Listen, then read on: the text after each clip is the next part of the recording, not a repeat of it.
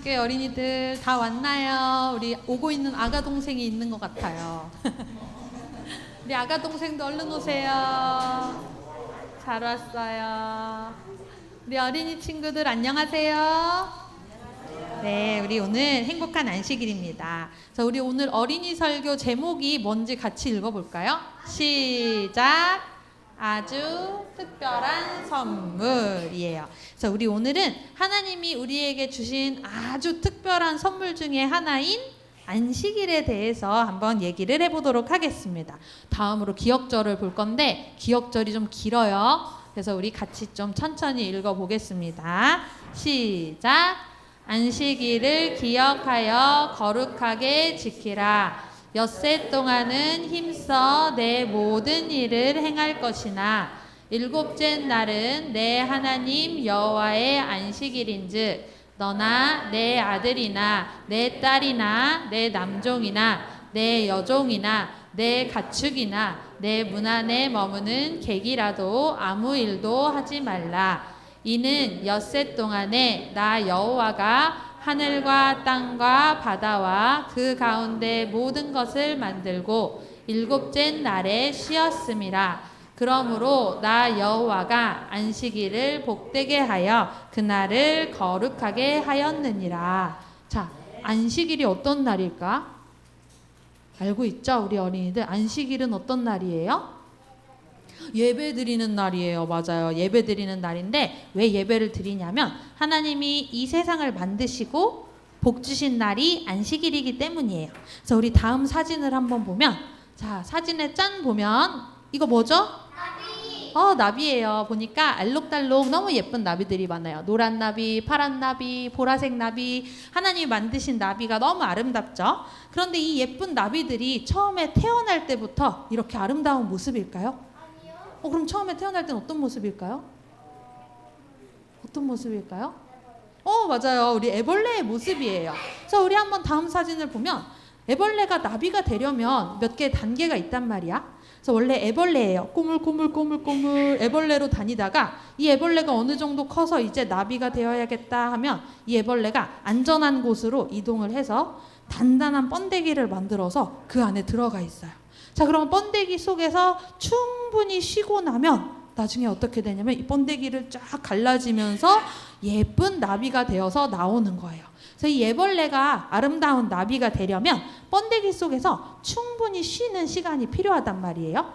그래서 하나님께서는 우리가 아름다운 하나님의 자녀들이 되고 하늘나라의 백성들이 되도록 하기 위해서 쉬는 날을 만들어 주셨어요. 그날이 언제일까요?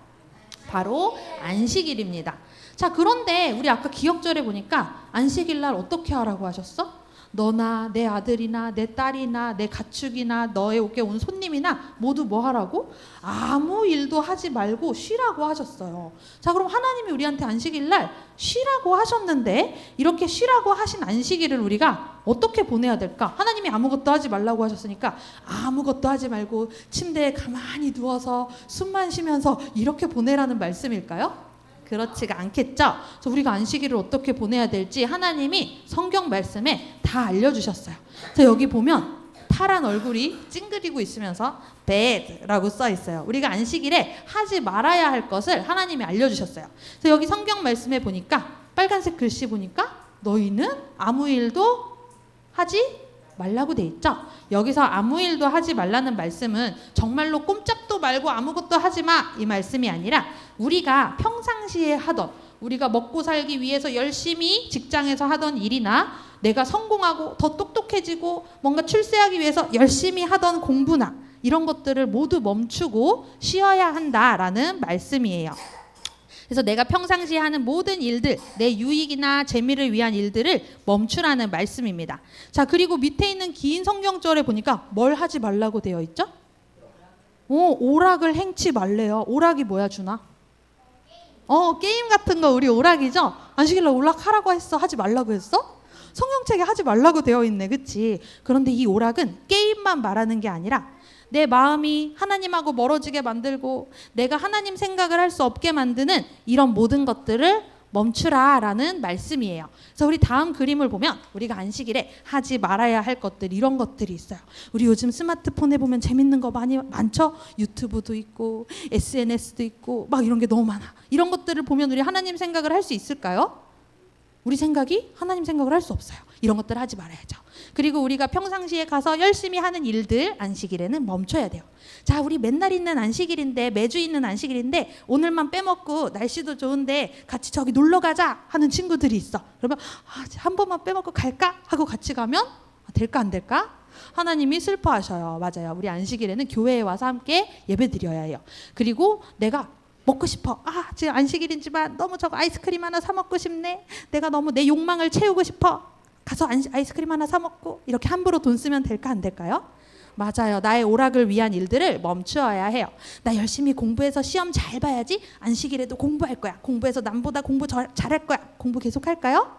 안식일에는 쉬는 거예요. 이렇게 안식일에 이런 일들을 우리가 하지 않아야 해요.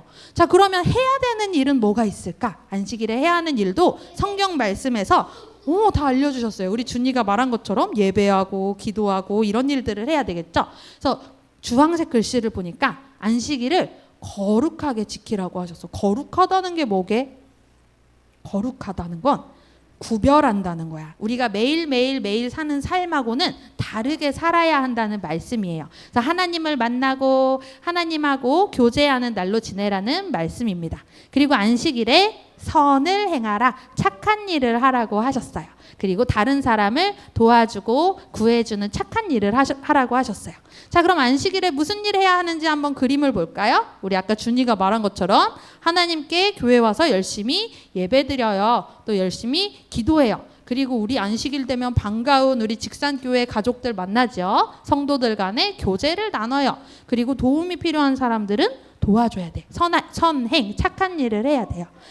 그 밥도 먹고 교제를 나누면서 밥도 먹고 또 우리 봉사하죠. 교회를 위해서 또 우리 다른 사람들을 위해서 봉사할 수 있어요. 그리고 우리 생각 속에 세상의 다른 생각, 사단의 생각이 들어오지 않게 하나님을 생각하면서 보내야 해요. 그리고 하나님이 만들어주신 아름다운 천연계를 누릴 수도 있겠죠. 그래서 우리 오늘 안식일에 할 일과 하지 말아야 할 일들을 알아봤는데 우리 어린이들이 모두 하나님의 선물인 안식일을 소중하게 여기고 잘 지켜서 하나님께 칭찬받는 어린이들이 되기를 바랍니다.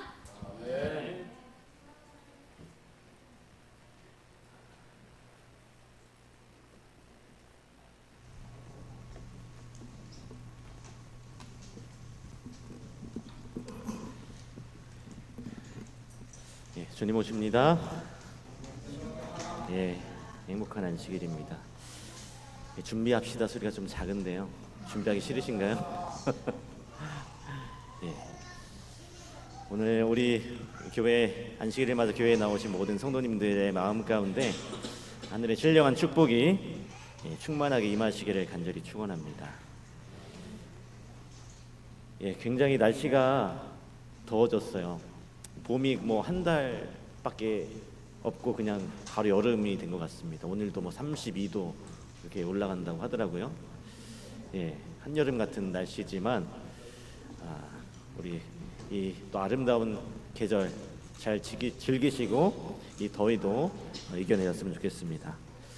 우리가 신앙생활을 하면서 이런 말을 좀 덕담으로 합니다. 믿음으로 승리하십시오. 그런 말을 합니다. 그 믿음이 우리를 지탱하고 또 우리가 당하는 그 절망의 구렁텅이에서 우리를 건져내고 하늘 본향을 향해 걷게 하는 힘이 되기 때문이죠. 그런데 오늘 저는 조금은 불편할 수도 있는 질문을 여러분과 또 제 자신에게 좀 해보려고 합니다. 우리가 영적으로 가장 위험할 때가 언제라고 생각하십니까? 우리가 영적으로 가장 위험할 때 내가 틀렸을 때나 낙심할 때일까요? 아니면 세상의 어떤 유혹에 빠져서 방황하고 있을 때 그때가 위험할까요? 물론 그때 위험하고 위태로운 순간입니다. 그런데 여러분, 우리가 진짜 무서운 영적 위기는 오히려 이것이 나의 믿음이야 라고 강하게 확신할 때 찾아옵니다.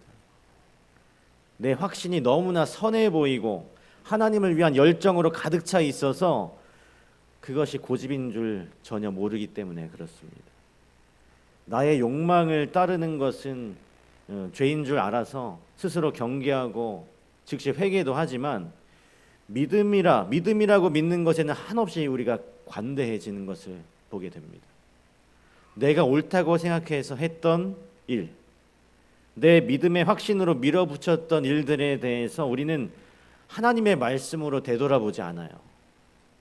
나의 열심이 곧 하나님의 뜻이라고는 그런 착각을 하게 되고 나의 열정이 곧 성령의 검증이라는 오해를 하게 됩니다.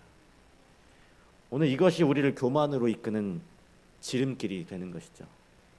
그래서 오늘 설교의 제목을 뭘로 할까 하다가 욕망이 아니라 말씀대로가 아니라 믿음이 아니라 말씀대로로 정했습니다. 진리를 수호하는 우리 재림 성도들에게 혹시 내 믿음이라는 이름의 우상이 하나님의 말씀보다 앞서고 있지는 않은지 한번 생각해 봐야 하는 것입니다.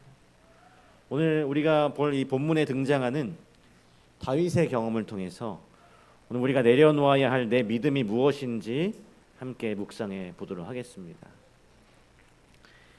우리 다 함께 사무엘하 7장 1절과 2절의 말씀 보시도록 하겠습니다. 사무엘하 7장 1절과 2절 말씀 우리 다 함께 읽겠습니다. 시작. 여호와께서 주의 모든 원수를 무찌르사 왕으로 궁에 편안히 살게 하신 때에 왕이 선지자 나단에게 이르되 볼지어다 나는 백향목 궁에 살거늘 하나님의 궤는 휘장 가운데 있도다. 여러분 이 본문의 배경을 우리가 잠시 생각해 보면 다윗이 성전 건축을 결심한 시점이 그가 어떤 고난의 골짜기를 지날 때가 아니었어요. 사울 왕에게 쫓겨서 동굴에 숨어 있거나 그 자식들의 반란에 쫓겨서 맨발로 울면서 그 기드론 시내를 건널 때가 아니었습니다. 모든 원수를 다 무찌르고 이제 나라가 안정됐고 또 두로왕이 보내준 그 화려한 백향목 왕궁에서 아주 편안하게 살게 된 그 성공의 정점이었을 때 이런 생각을 하게 되었습니다. 하나님의 성전을 짓고자 하는 마음이 생겼습니다. 다윗은 참으로 신실한 사람이었어요. 자신이 누리는 평안과 안락함이 하나님의 전적인 은혜임을 잊지 않고 있었습니다. 우리가 보통 사람 같으면 이제 고생 끝났다. 이제 나라도 평안해지고 내가 안락한 궁전에 사는데 이제 끝났다 하면서 자신의 업적을 찬양하고 즐겼을 텐데 보통 사람 같으면 다윗은 오히려 하나님 생각을 했습니다. 멋진 왕궁에서 앉아서 창밖을 보니까 하나님의 임재를 상징하는 그 법궤가 어디에 있어요? 여전히 초라한 그 텐트 안에 있는 것을 보게 되는 것입니다. 그래서 미안한 마음이 다윗의 마음을 짓눌렀습니다.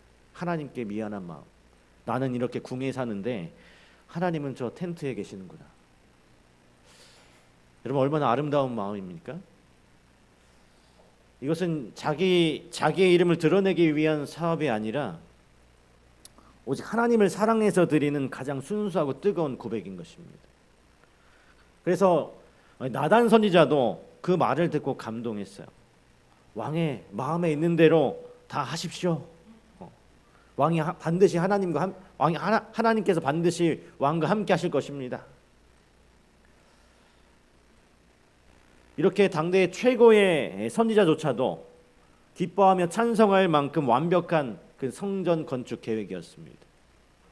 교회적으로 이보다 더 큰 축복은 없었겠죠. 하지만 여기서 우리가 질문해야 하는 것은 나의 이 뜨겁고 선한 믿음의 계획이 과연 하나님의 시간표와 일치하는가? 라는 질문입니다. 우리는 때때로 좋은 일이 곧바로 하나님의 일이라고 착각을 할 때가 있어요. 내 마음이 뜨거우면 하나님도 뜨거울 거라고 믿습니다. 하나님께 묻기도 전에 이미 결론을 내려요. 이건 선한 일이니까 당연히 기뻐하시겠지. 이미 마음속으로는 그 일을 실행해 버리는 것입니다. 오늘 우리가 신앙생활을 하면서 가장 주의해야 할 지점이 바로 여기인 것이죠. 내 의욕이 하나님의 인도하심을 앞지를 때인 것입니다. 내 판단이 하나님의 섭리보다 앞서고 내 열정이 하나님의 침묵을 견디지 못할 때 우리는 하나님의 일이 아니라 나의 일을 하게 되는 것입니다. 오늘 우리가 꼭 기억해야 할 것은 우리의 선한 의도와 뜨거운 열정이 반드시 하나님의 뜻인 것은 아니라고 하는 거예요. 다윗은 지금 자기 확신에 가득 차 있었습니다. 화려한 성전을 지어 올리는 것만이 하나님을 위하는 최고의 길이라고 확신했어요. 성경적으로 봐도 성전을 짓는 것은 아무런 문제가 없는 경건한 계획이었습니다. 오히려 칭찬받아 마땅한 그런 헌신이었죠. 그런데 하나님께서는 그날 밤에 나단 선지자를 통해서 다윗에게 브레이크를 아주 강하고 단호하게 밟도록 하십니다. 여러분, 우리들의 인생에서도 하나님이 이 브레이크를 밟으실 때가 있어요.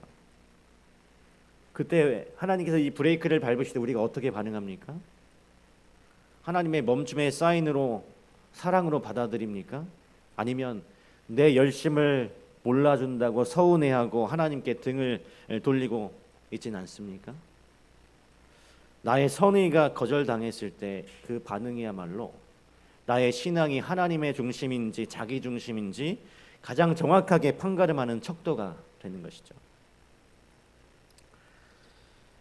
사무엘하 7장 4절 6절의 말씀입니다. 그 밤에 여호와의 말씀이 나단에게 임하여 이르시되 가서 내 종 다윗에게 말하기를 여호와께서 이와 같이 말씀하시되 네가 나를 위하여 내가 살 집을 건축하겠느냐?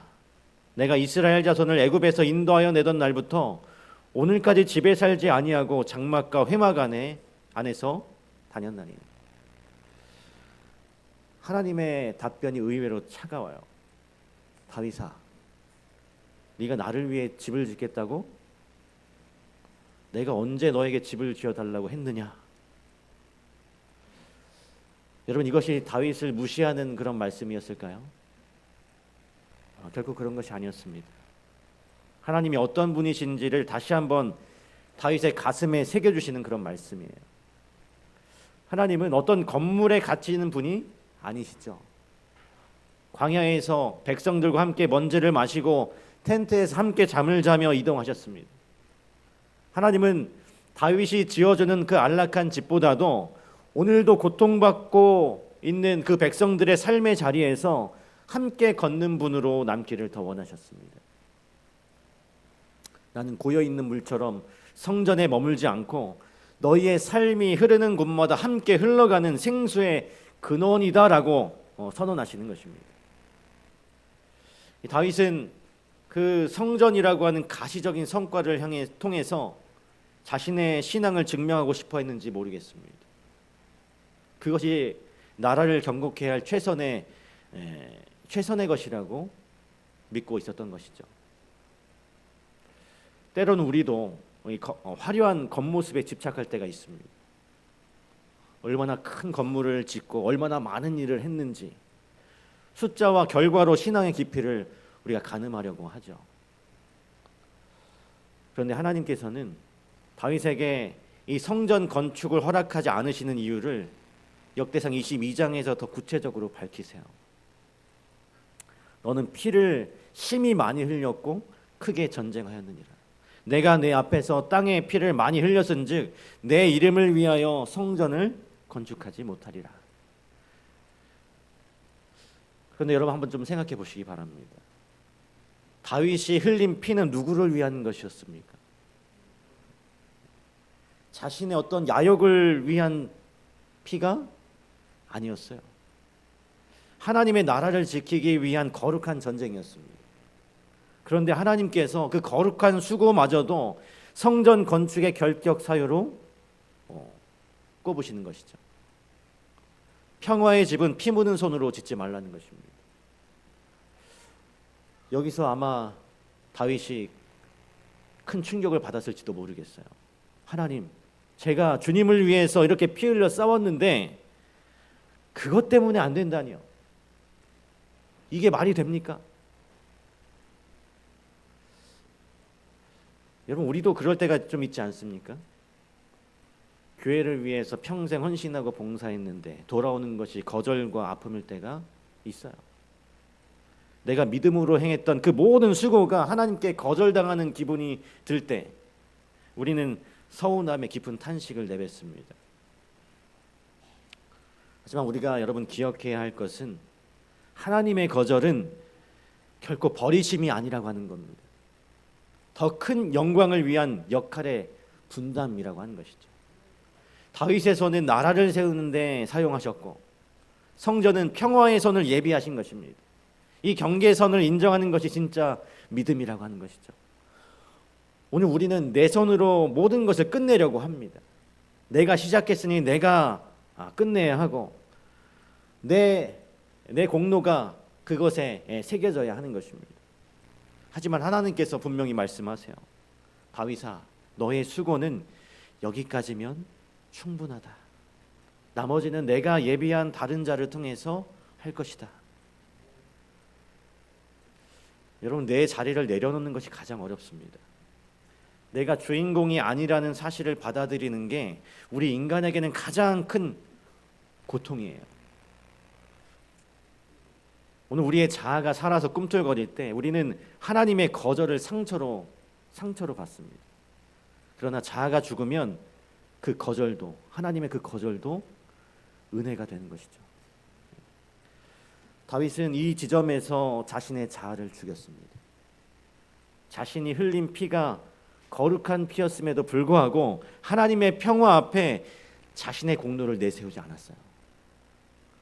때로는 우리의 헌신이 우리가 의도하지 않았지만 중단될 때가 있습니다. 그것은 여러분 실패가 아니라 바톤 터치예요. 하나님의 역사는 세대를 넘어서 이어지기 때문에 그렇습니다. 내가 그것을 끝내는 게 아니라 또 다른 사람을 통해서 그 일을 끝내시는 것입니다. 여러분, 우리가 이 자연계를 보면 참 신기한 법칙이 있습니다. 이 진화적 안정 전략이라는 조금 어려운 용어가 있는데요. 쉽게 말하면 모두에게 이로운 방식을 택한다라고 하는 뜻입니다. 모두에게 이로운 방식을 택한다. 예를 들어서 여기 원숭이가 2마리가 있습니다. 지금 뭐 하고 있습니까? 원숭이가 뭐 하고 있어요? 이를 잡아주고 있습니다. 이를 잡아주고 있어요. 이 잡아주고 있어요. 이렇게. 근데 이 원숭이들이 얌체처럼 내 이만 잡게 하고 도망가는 원숭이가 없답니다. 하나님이 그렇게 생태계를 안정적으로 창조하셨기 때문이에요. 그런데 만물의 영장이라고 하는 우리 인간은 어떻습니까? 우리는 본능적으로 안정을 자꾸만 깨뜨리려고 합니다. 왜 그럴까요? 바로 우리에게 자아가 있기 때문에 그렇습니다. 내가 왜 남의 일을 잡아줘야 해? 내 시간 아깝게? 남이 내 일을 잡아주는 건 당연하고 나는 싫어. 이런 이기적인 자아가 우리 속에서 소용돌이 치고 있는 것입니다. 사람은 본능으로 안정을 찾지 않습니다. 본능으로만 안정을 찾지 않아요. 하나님은 우리에게 영혼을 사모하는 마음을 주셨고 인격적인 만남을 갖도록 자아를 선물로 주셨습니다.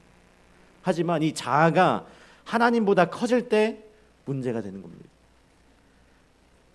내가 이것을 이렇게 제안했는데 무시당했어. 나 이제 아무것도 안 해. 내 믿음이 정답인데 왜 이걸 아니라고 하지? 이런 자존심 섞인 확신이 우리의 신앙을 병들게 하는 것입니다. 다윗은 이 지독한 인간의 자아를 하나님 앞에 꺾었어요. 성전의 주인공은 내가 아니어도 좋습니다. 하나님의 말씀만 이루어진다면 저는 충분합니다. 그는 성전 건축의 모든 설계도와 재료를 자신이 살아있을 때 정성껏 준비했습니다. 그리고 그 다음에 그 아들 솔로몬이 그 영광을 다 받도록 그렇게 다 준비를 한 것이죠. 오늘 우리 직산교회 성도 여러분 모든 분들께서 내 이름이 드러나지 않는 그 헌신 앞에서 여러분 진심으로 감사하며 미소 지으며 감사할 수 있으십니까? 내 이름이 드러나지 않는 그 헌신 앞에 진심으로 미소 지으면서 여러분 감사할 수 있으십니까? 내가 뿌린 씨앗의 열매를 다른 사람이 거둘 때 그것을 시기하지 않고 박수칠 수 있다면 오늘 여러분은 다윗의 마음을 가진 성숙한 그리스도인인 것입니다. 하나님은 그런 사람에게 영원한 복을 주십니다. 내가 지은 건물이 세월이 가면 허물어지지만 하나님이 지어주신 그 영적인 집은 영원히 견고합니다. 세상은 자꾸만 자신의 성을 쌓으라고 유혹해요. 너를 증명해라. 내 능력을 보여줘라. 하지만 성경은 주의 집을 사모하라고 말씀하고 있습니다. 주의 집은 내 믿음을 과시하는 것이 아니에요. 나의 부족함을 인정하고 말씀 앞에 엎드려서 하나님의 통치하심을 기뻐하는 것입니다. 사무엘하 7장 18절과 19절입니다. 주 여호와여 나는 누구오며 내 집은 무엇이기에 나를 여기까지 이르게 하셨나이까. 주 여호와여 주께서 이것을 오히려 적게 여기시고 또 종의 집에 있을 먼 장래일까지도 말씀하셨나이다. 주 여호와여 이것이 사람의 법이니이다. 여러분 이 다윗의 기도를 한번 생각해 보십시오. 이 다윗의 기도 속에 섭섭함이 없어요. 주 여호와여 나는 누구입니까? 제 집이 무엇이기에 저를 여기까지 인도하셨습니까? 다윗은 거절 앞에서 오히려 은혜를 발견하게 됩니다. 내가 하나님을 위해 집을 짓는 줄 알았는데 알고 보니까 하나님께서 다윗의 가문을 짓고 계셨어요. 우리는 무언가 성과를 내야만 하나님이 나를 사랑하실 거라고 착각합니다. 성과가 없으면 내 신앙이 가짜라고 의심하죠. 하지만 하나님은 다윗의 성과가 아니라 다윗의 중심과 순종을 보셨습니다. 거절당했을 때 드리는 기도가 진짜 기도인 것이죠. 다윗은 성전을 짓지 못했어요. 그랬지만 하나님과 마음이 합한 자라는 칭찬을 얻었습니다.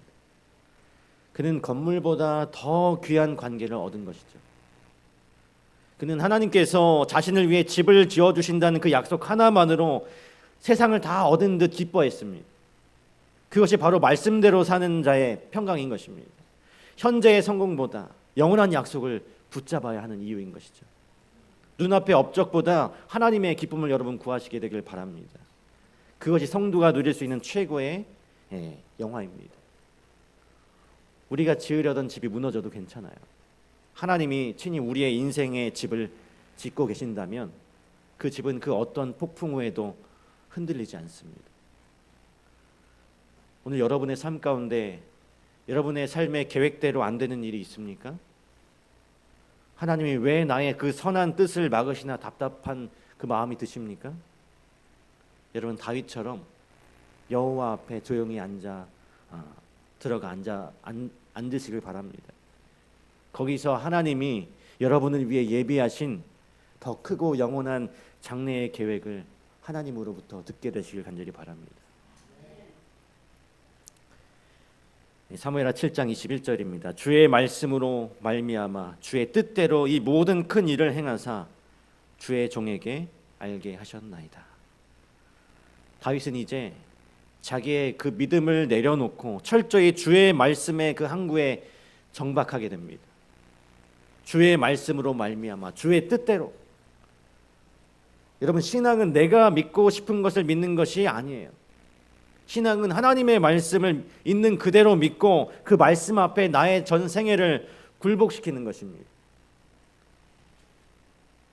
여러분 어두운 밤에 한 낭떠러지에서 나뭇가지를 붙잡고 살려달라고 외친 한 사람이 있었어요. 하나님이 그에게 말씀하십니다. 그 손을 놓아라. 그 나뭇가지를 잡은 손을 놓아라 라고 말씀하십니다. 우리는 믿음으로 이 가지를 끝까지 잡겠습니다. 이것이 승리하는 믿음이라고 소리칩니다. 하지만 그것은 믿음이 아니라 고집일 수 있는 것입니다. 내 손을 놓아야 그 아래 예비하신 하나님이 준비하신 그 안전한 반석을 밟게 되는 것입니다. 손을 펴지 않으면, 손을 펴서 그 가지를 놓지 않으면 결코 그 안전한 반석을 밟지 못해요. 여러분, 우리의 삶 속에 지금 무엇을 놓지 못해서 괴로워하고 있을까요? 내 자녀는 내 방식대로 성공해야 해. 내 건강은 반드시 이때 회복되어야 해. 여러분, 우리가 잡고 있는 그 나뭇가지를 기쁘게 놓으셨으면 좋겠습니다. 하나님의 말씀이 내가 책임지마 하시면 그 말씀을 믿고 내 계획에 손을 펴야 하는 것입니다. 베드로는 밤새 고기를 잡지 못해서 지쳤어요. 그는 갈릴리 바다에서 뼈가 굵은 전문가였습니다. 뛰어난 어부였어요. 그런데 목수 출신인 예수님이 깊은 데로 가라고 하십니다. 인간의 상식과 경험으로는 말도 안 되는 일이죠. 대낮에 깊은 물에서 고기가 있을 리가 없는 것입니다. 하지만 베드로는 그 경험을 예수님의 말씀 앞에 꺾었어요. 선생님, 제가 밤새 수고했지만 잡은 게 없습니다. 그러나 말씀에 의지하여 제가 그물을 내리겠습니다. 이 한마디가 베드로의 인생을 송두리째 바꿨습니다. 그물이 찢어지는 그 기적은 여기서 시작되었어요. 내 지식을 포기할 때 하나님의 지혜가 역사하십니다. 내 믿음을 포기할 때 하나님의 능력이 나타납니다. 오늘 여러분의 삶의 현장이 어떠십니까? 내 데이터와 내 안목으로는 도저히 답이 없는데 말씀은 전혀 다른 방향을 지시하고 있지 않습니까? 그때 여러분의 믿음을 고집하지 마시기 바랍니다. 저는 할 수 없지만 말씀이 그러하시니 제가 한번 해보겠습니다라고 순종해 보시길 바랍니다. 하나님은 우리가 백기를 들고 항복할 때 하나님의 전능하신 팔을 걷어붙이십니다. 항복은 패배가 아니라 진정한 승리의 시작이 되는 것이죠.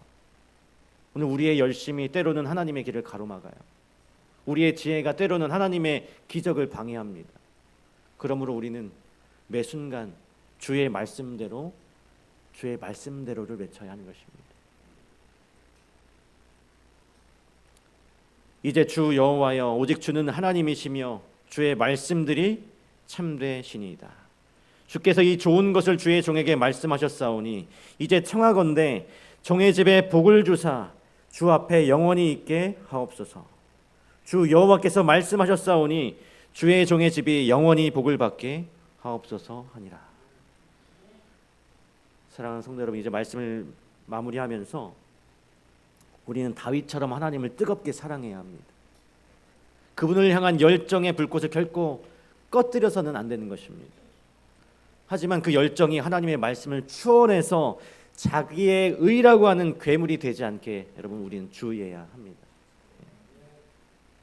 다윗은 성전을 짓지 못해서 섭섭한 왕이 아니라 하나님의 말씀에 전적으로 귀를 기울인 왕이 되었습니다.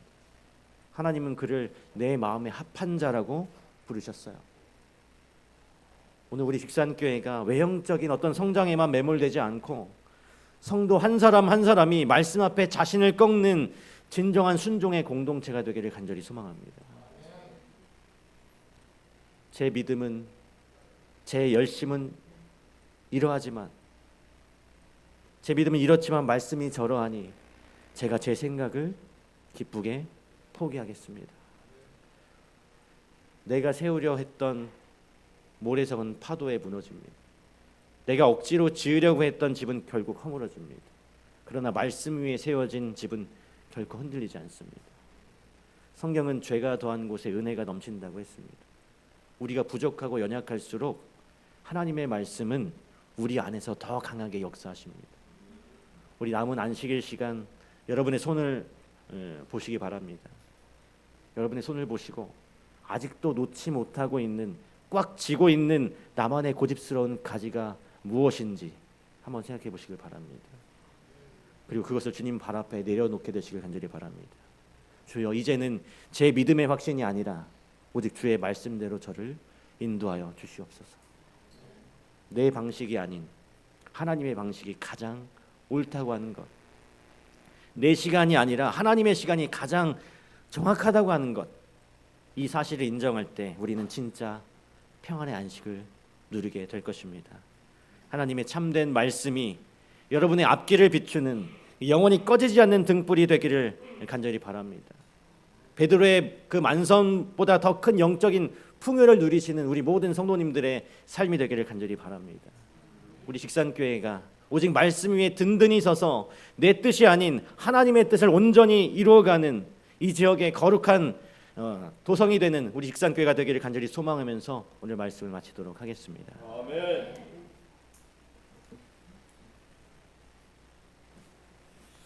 다 같이 말씀을 생각하시면서 기립하셔서 507장 찬미하시겠습니다.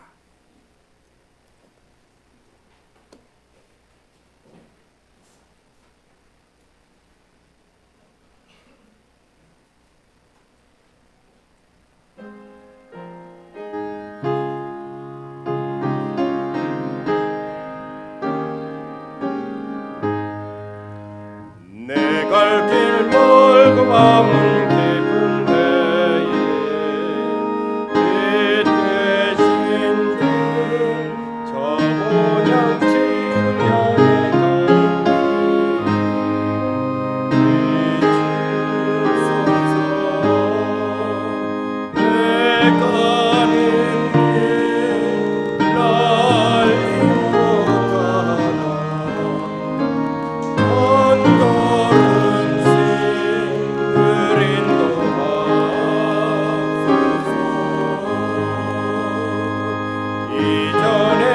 가나